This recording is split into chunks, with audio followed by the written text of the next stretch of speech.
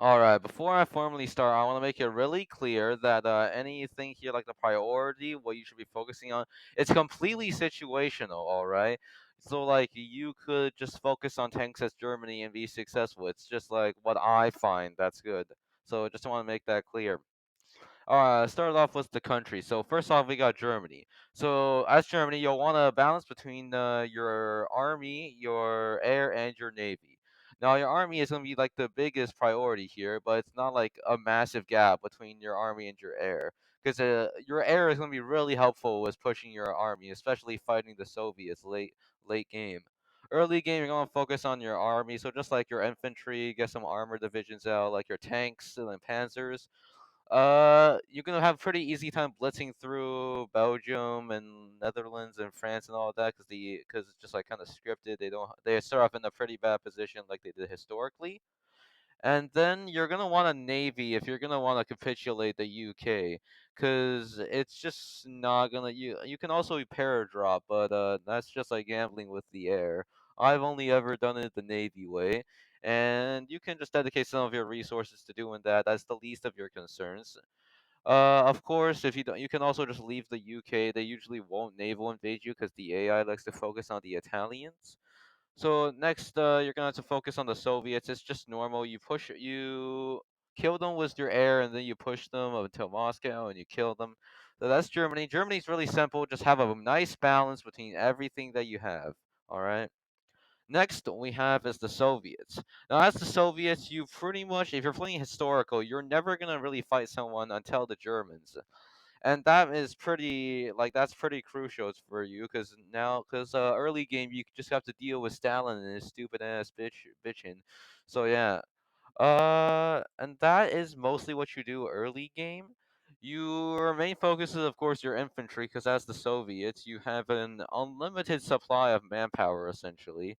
You should just essentially build up fortifications and just play defense, and then eventually the Germans will run out of steam and you'll get to push them back.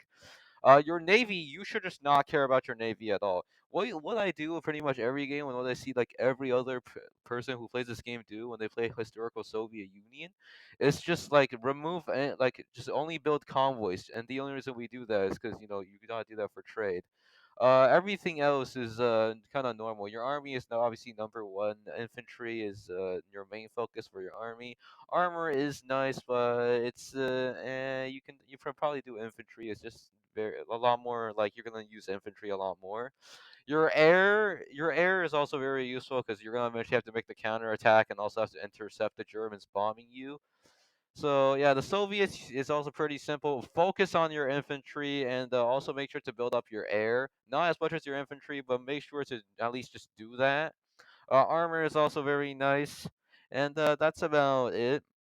No, Italy's gonna be a very like it's gonna be a lot more diverse now because as Italy, you're second hand to Germany, so you're gonna be kind of all over the place because you can fight on land in the Balkans and also North Africa with your army. Your navy can disrupt the British in the Med, and your air is very useful just because air is useful for naval and land capabilities. So yeah. I would personally just not go for my navy because the British AI, I'm pretty sure, is programmed to target you specifically because you're Italy, and your navy is not going to have any breathing space because the British will blow it up consistently. However, it allows you to fight the British Air Force. You can might be able to paradrop into the British Isles. Germany usually won't let you join in on the France war because they just don't. I think it's programmed that way because Paradox wanted it to be historical. And that's about it. I mean, in the Balkans, there's a lot of mountains. You can use the Special Forces Mountaineers, but that's essentially just infantry at that point. But yeah, you can also build up your armor, but Italy doesn't start with a lot of the armor tech that most nations have, so I just wouldn't recommend it. All right, now France. Now, I'm not exactly a big fan of France because usually what you do if you're playing historical France is you're supposed to hold out against the Germans, which is sitting behind a line of forts. Now, I'm not saying that France is not fun, but it's just eh. Of course, your navy is not be your biggest concern because while you're going to be having to hold off the Italians in the Alps and the Germans in the north. You should definitely just like as usual, your air and your infantry. Infantry is just way better for holding. Armor can hold, but it takes. But like you gotta make tanks, and then like tanks are a lot harder to pull off than just like men with guns. So you can kind of just like hold the border with France. Your air is of course gonna counter the German air, and eventually you guys launch a counterattack, and that's gonna be very successful with air.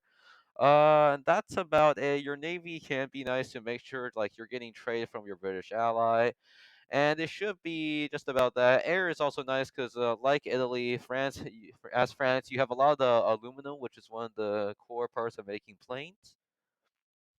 Now we have the United Kingdom. Now the UK is pretty much just very simple.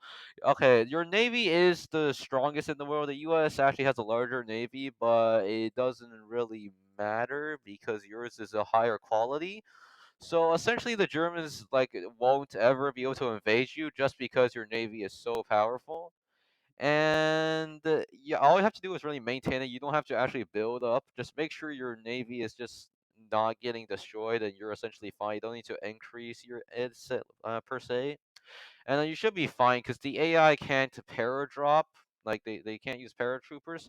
So all you really need to do is, if you want to play it safe, you can just kind of let France die, and you just can prepare for D-Day. You can also like push the Italians out of Africa, and also fight Japan and like China maybe. But it's usually not that simple. I just like to prepare for D-Day, and then eventually I D-Day, and then when the Germans invade the Soviets, because a lot of their troops are going to be on the Eastern Front, it's a lot easier to invade. So yeah, that's just about that. Your Marines are really powerful, though. I feel, as far as I know, if you use your Marines well, you can definitely make your army really powerful. Some armor is also pretty nice for the UK to get breakthroughs and push through. The Japanese will try to invade the Raj if the things go historically enough.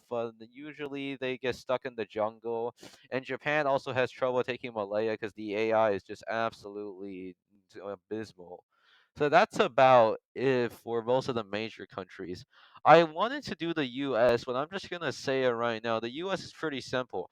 At the start of the game, you have a bunch of bad debuffs that you're just gonna need to counter by just building up infrastructure because you have this economic law that decreases the amount of like how fast you can build your factories. So just build up infrastructure and you can do your focuses. It should be pretty straightforward. It'll get rid of your horrible debuffs.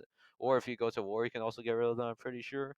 So that is, and then everything else is pretty simple as the U.S. You don't need to you just maintain your navy. Don't need to build up it. Make air for D-Day and also fighting Japan, and also make sure your army's strong enough to push.